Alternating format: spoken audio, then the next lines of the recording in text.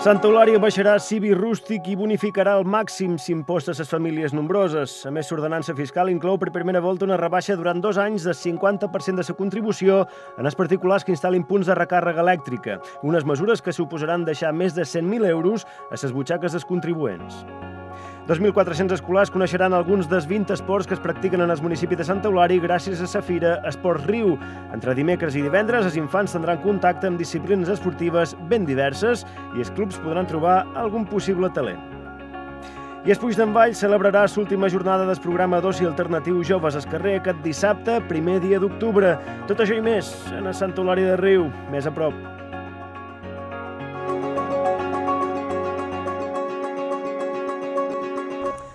Santa Eulària baixarà CIBI rústic i bonificarà al màxim l'impost a les famílies nombroses. A més, l'ordenança fiscal inclou per primera volta una rebaixa durant 2 anys de 50% de la contribució en els particulars que instal·lin punts de recàrrega elèctrica.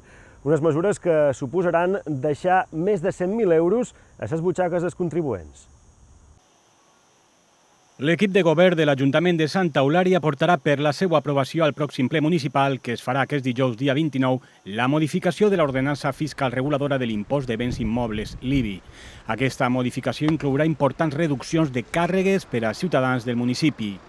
Els 3 canvis principals seran la reducció de l'IBI rústic per valor de gairebé 100.000 euros, l'augment de la bonificació per les famílies nombroses fins al màxim permès per la llei i una bonificació del 50% per la instalació de punts de recàrrega elèctrica. Con todo ello, lo que se pretende es reducir las cargas administrativas que soportan nuestros ciudadanos y que en estos tiempos tan complicados, donde todo va subiendo, nosotros pensamos que se puede mantener este nivel de vida con unas cargas impositivas más bajas para ayudar a que el dinero esté en el bolsillo de nuestros ciudadanos, que es donde debe estar.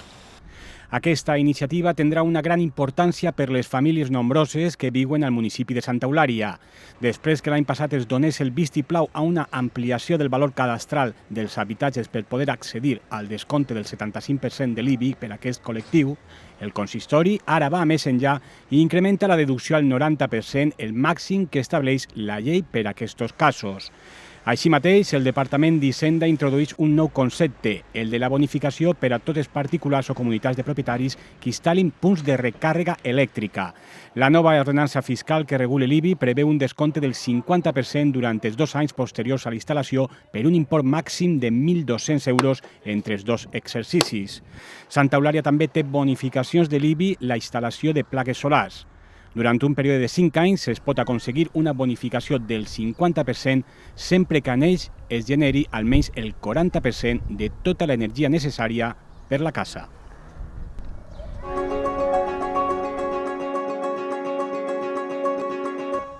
Un total de 2.400 escolars coneixeran alguns dels 20 esports que es practiquen en el municipi de Santa Eulària gràcies a la Fira Esports Riu. Entre dimecres i divendres, els infants tindran contacte amb disciplines esportives ben diverses, algunes d'elles no gaire conegudes, i els clubs podran trobar algun possible talent. Fins aquest divendres, dia 30 de setembre, 2.400 escolars de primària del municipi de Santa Eulària participen en una nova edició de la Fira Esport Riu, que promou l'esport escolar. L'objectiu és apropar la pràctica esportiva als infants de primària en igualtat de condicions i amb el mateix protagonisme de totes les disciplines esportives, independentment de la seva popularitat. Esta iniciativa que lo que busca es acercar la modalidad a los niños, pero de una manera que tenga calidad. Por eso pensamos que la mejor manera era llevar a los niños a las instalaciones, donde estén los técnicos, donde estén los materiales. Para nosotros es una oportunidad a todos nuestros escolares de enseñar pues, todo el buen trabajo que se está haciendo y que se enganchen a lo que sea, a lo que les guste. Al final, deporte es diversión, es salud, disciplina, fuerza mental, pero también colaboración en equipo, y yo creo que todos esos son valores que nosotros queremos fomentar. Y lo que queremos es esto, gente sana, que se lo pase bien, que disfrute. La Fira Esports Riu és una iniciativa de l'Ajuntament amb la col·laboració de 34 escoles esportives de tots els clubs del municipi. La idea és que 2.400 alumnes dels 6 cursos de primària de les 8 escoles públiques de Santa Eulària puguin conèixer les 18 modalitats esportives que estan presents a la fira. Així, els petits que participin a Esport Riu durant la primera etapa educativa podran accedir a pràcticament tots els esports que ara mateix es practiquen a Santa Eulària. D'aquesta manera, els infants tindran contacte amb les disciplines esportives més desconegudes i els clubs podran trobar algun possible talent.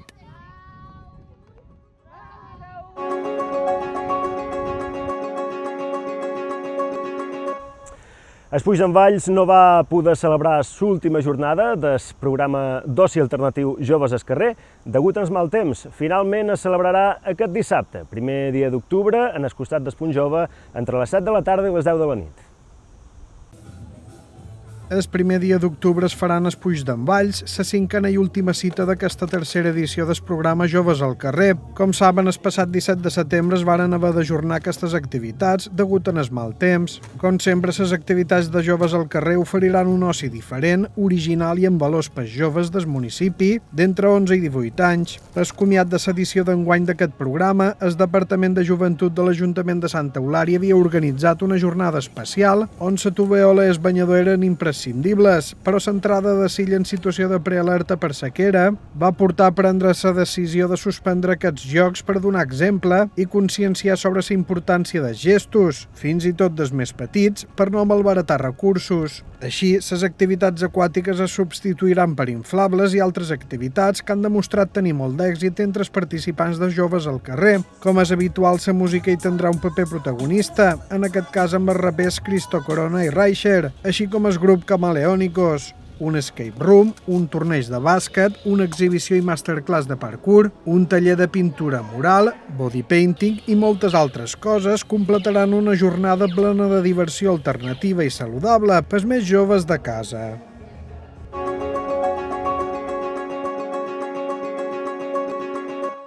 Half Blood Trio ha oferit un concert de jazz aquest dissabte en el Centre Cultural del Puig d'en Valls. S'ha de dir que l'actuació d'en Samuel Pérez, Aaron Puente i Andrea Fernández ha estat benèfica perquè tota la recaptació ha estat per Càritas.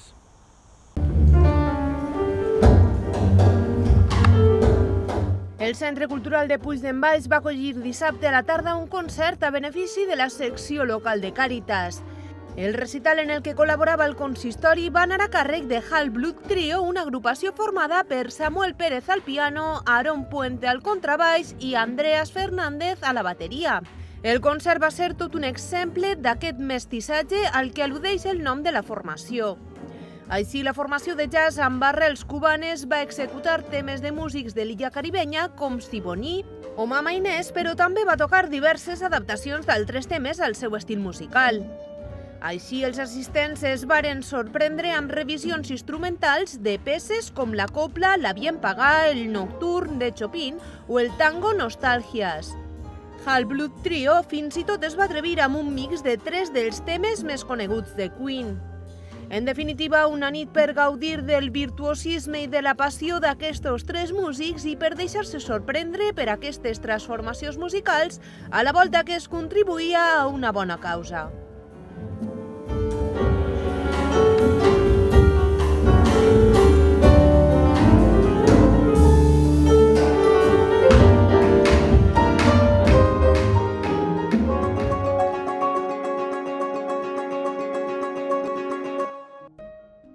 El Departament de Cultura de l'Ajuntament de Santa Eulària torna a participar, i ja són 9 anys, a la proposta Platea de Promoció de les Arts Escèniques. En aquesta edició, que començarà aquest dissabte, s'accentua l'interès per apel·lar a la intel·ligència, l'emotivitat i l'empatia dels espectadors, tant infants com adolescents o adults.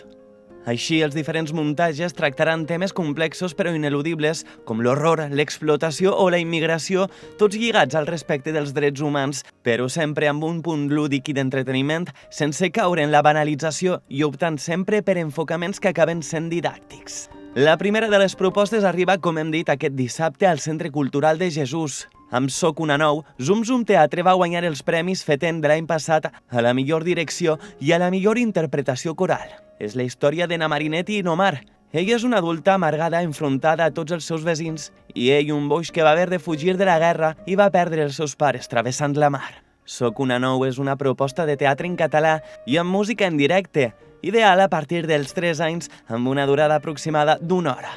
Les entrades costen 8 euros més despeses a través d'internet i 10 euros a la taquilla del Centre Cultural de Jesús.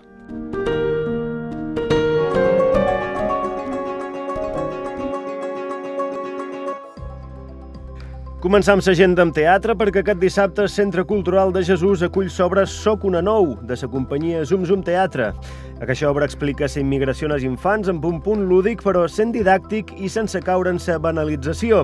Va guanyar els premis FETEN de l'any passat a la millor direcció i la millor interpretació coral. Comença a les 6:30 de la tarda i l'entrada costa 8 euros més despeses a través de la web municipal o 10 euros a taquilla.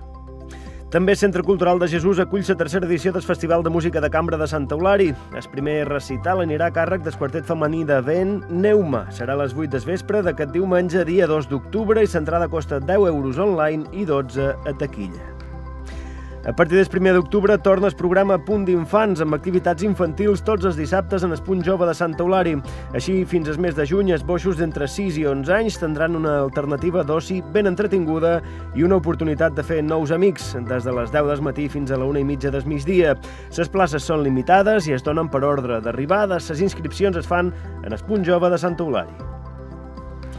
Seguim amb Joves al carrer, que degut al mal temps va haver d'ajornar la seva última jornada d'aquesta tercera edició. Finalment, el Puig d'en Valls acollirà els Joves al carrer aquest dissabte, primer dia d'octubre. Com sempre, hi haurà activitats d'oci alternatiu i saludable per als infants i joves d'11 a 18 anys.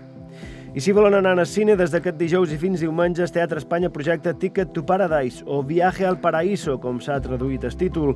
A les 6:30 de la tarda es posa en anglès subtitulada en castellà i a les 8:30 del vespre es projecta doblada en el castellà.